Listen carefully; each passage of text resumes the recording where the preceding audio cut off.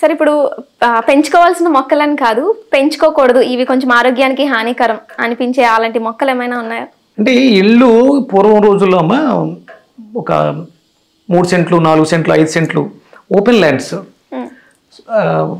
Individual houses, దాంట్లో ఒక పార్ట్లో ఇల్లు ఉంటే 3 అంతులు ఖాళీగా ఉండేది.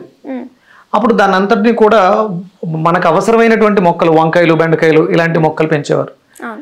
అలా అక్కడ దాంతో స్టార్ట్ అయినటువంటి సాంప్రదాయం ఇదంతా కూడా మనకి.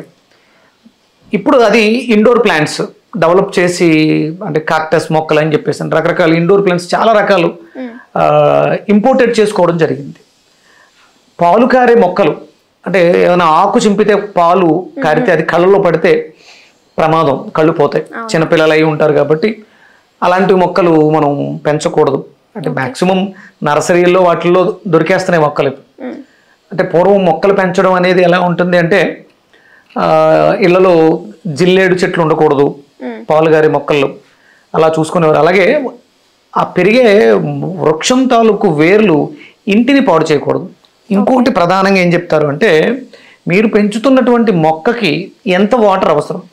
అంటే పెద్ద పెద్ద చెట్లు, రావి చెట్లు, వేప చెట్లు ఇలాంటివి ఇళ్లలో ఉంటే ప్రమాదం. ఎందుకు అంటే ఒక మొక్క రోజుకి సుమారు 150 నుంచి 200 లీటర్ల వాటర్ తీసుకుంటుంది.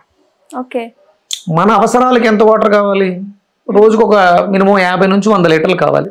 అంటే పూర్వం బావులు పైపులు ఉండేవి కాబట్టి ఈ మొక్కలు పెంచడం ద్వారా అక్కడ అందులో ఉన్నటువంటి వాటర్ని మొక్కలు స్వీకరించేస్తాయి.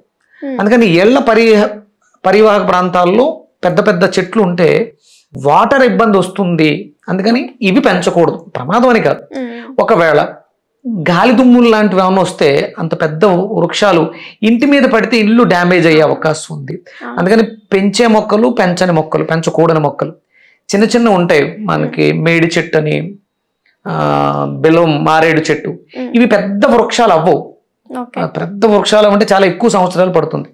ఒక 5-10 ఏళ్ళు వయసు, 10-15 ఏళ్ళు 20 ఏళ్ళు అయినా సరే పెద్దగా మనకేమి మహావృక్షంగా అయిపోతుంది. అదే రావి చెట్టు, మర్రి చెట్టు ఇలాంటివి పెద్దగా అయిపోయి ఇంటికి ప్రమాదాన్ని తెస్తాయి కాబట్టి పెంచకూడదు. అంటే మరి పాలు వచ్చేవి కూడా పెంచకూడదని చెప్పారు. చాలా ఫలాలు కొన్ని ఉన్నాయి, పపాయ గాని కొన్ని ఫలాలు, సపోటాకు పాలు వస్తాయి. అంటే ఒకటి పాలల్లో ఇప్పుడు సపోటా పండు తింటాం, బొప్పాయి తింటావు, ఆ పాలే లోపల ఫలంగా మారుతుంది కాబట్టి అది ప్రమాదం కాదు. జిల్లేడు పాలు ప్రమాదం. అంటే కొన్ని రకాల మొక్కలు అవి మెడిసినల్ వాల్యూస్ ఉంటాయి, వాటిని ప్రాసెస్ చేయకుండా తీసుకుంటే ఆరోగ్యానికి హానికరం కాబట్టి అలాంటి పాలు వాడకూడదు. అందుకని అలాంటి మొక్కలు పెంచకూడదు. ఇప్పుడు అంత పెంచే అంత ప్లేస్ ఎవరికి లేదు, అపార్ట్మెంట్ కల్చర్లో ఉన్నాం కాబట్టి ఇంట్లో ఇలా పెట్టుకునేటువంటి ప్లాస్టిక్ మొక్కలు లేకపోతే ఇండోర్ ప్లాంట్స్ పెంచుకుంటాం తప్ప పెద్ద పెద్ద మొక్కలు పెంచుకునేంత అవకాశం లేదు. మొక్కలు పెంచుకోవడం మంచిదే, పెంచాలి. అంటే మనం ప్రతిరోజు చేసేటువంటి భూత యజ్ఞం, పంచయజ్ఞాల్లో మనం పెంపుడు జంతువులు యానిమల్స్తో పాటు మొక్కలు కూడా అట్లా వాళ్ళు నీళ్లు పోయటం కూడా ఒక యజ్ఞం లాంటిదే, కర్మ లాంటిదే. మొక్కలను పెంచాలి, దేవతా వృక్షాలు పెంచాలి. అవి కేవలం ఏదో ఇండోర్ ప్లాంట్స్గా కాకుండా బయట ఎక్కడైనా సరే మనకు మంచి ప్లేస్, చిన్న ప్లేస్ ఖాళీగా ఉంటే ఆ ప్లేస్లో ఒక వేప చెట్టు అని, లేకపోతే ఒక మేడి చెట్టు, మారేడు చెట్టు ఇలాంటివి పెంచడం ద్వారా పర్యావరణానికి ఎంతో కొంత మనం సహాయం చేసిన వాళ్ళం అవుతాం, మన పర్యావరణాన్ని మనం రక్షించుకున్న వాళ్ళం అవుతాం. మొక్కలు పెంచాలి. అది కేవలం ఇల్లు అందంగా ఉంటే సరిపోద్దు కాదు, మనం ఉంటున్న వీధి పరిసరాలు కూడా అందంగా ఉండాలి, ఆహ్లాదకరంగా ఉండాలి. ఇప్పుడు ఎండలు విపరీతంగా పెరిగిపోతున్నాయి, మనకి గ్లోబల్ వార్మింగ్ వచ్చేసే అవకాశాలు కూడా చాలా ఎక్కువగా ఉన్నాయి. అందుకని మనం చెట్లను రక్షించుకోవాలి. కేవలం ఇల్లే కాదు, బయట కూడా మనం చెట్లు పెంచాల్సిన బాధ్యతగా తీసుకుని పెంచుకుంటే మనీ ప్లాంట్ వల్లే కాదు, మొక్కల వల్ల అద్భుతమైనటువంటి వేప చెట్టు పెంచితే అద్భుతమైనటువంటి సంపద వస్తుంది. మారేడు చెట్టు పెంచితే లక్ష్మీ అనుగ్రహం పరిపూర్ణంగా ఉంటుంది. మేడు చెట్టు పెంచితే గురువు అనుగ్రహం పరిపూర్ణంగా ఉంటుంది. ఒక్కొక్క చెట్టుకు ఒక్కొక్క దేవత. రావి చెట్టు పెంచితే శనేశ్వరుల వారి అనుగ్రహం పరిపూర్ణంగా ఉంటుంది, హనుమంతుల వారి అనుగ్రహం ఉంటుంది. కానీ దేవతా వృక్షాలను పెంచండి, పెంచేలా చెయ్యండి. కేవలం ఇంట్లోనే మనీ ప్లాంట్లు పెంచుకొని, ఇండోర్ ప్లాంట్స్ పెంచుకుని ఆహ్లాదంగా ఇది పెంచితే డబ్బు వస్తుంది, అది పెంచితే ఇది వస్తుంది అలా పెట్టుకోవద్దు. తులసి మొక్క గురించి మీ ఒపీనియన్ ఏంటి సార్? తులసి చాలా అవసరం అమ్మ, ఆరోగ్యదాయిని.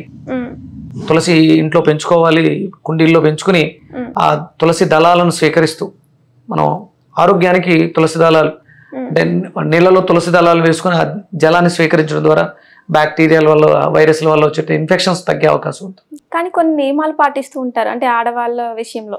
అది అపోహలే, శాస్త్రం అలా చెప్పదు. ఆడవాళ్ళు కొయ్యాలి మగవాళ్ళు కొయ్యకూడదు ఎలాంటి ఏమి ఉండదు. అంటే మడి ఆచార సాంప్రదాయాలు ఉన్న వాళ్ళకి ఎలాంటి ఇబ్బంది ఉండదు. ఓకే. అవి పాటించం గాడిద గుడ్డు అని కొనే వాళ్ళకి అట్ల వల్ల ఇబ్బంది ఉంటుంది. అమ్మ కూడా తులసి మొక్క కూడా మైలుగాలు తగిలితే వెళ్ళిపోతుంది, పెళ్ళికి వెళ్ళిపోతుంది అంటారు. కొంచెం ఇలాంటి దేవతా వృక్షాలు ఇంట్లో పెంచుకునేటప్పుడు కొంచెం పద్ధతి నియమ నిష్టలో ఉండాలి. Okay sir. Thank you so much, చక్కగా వివరించారు.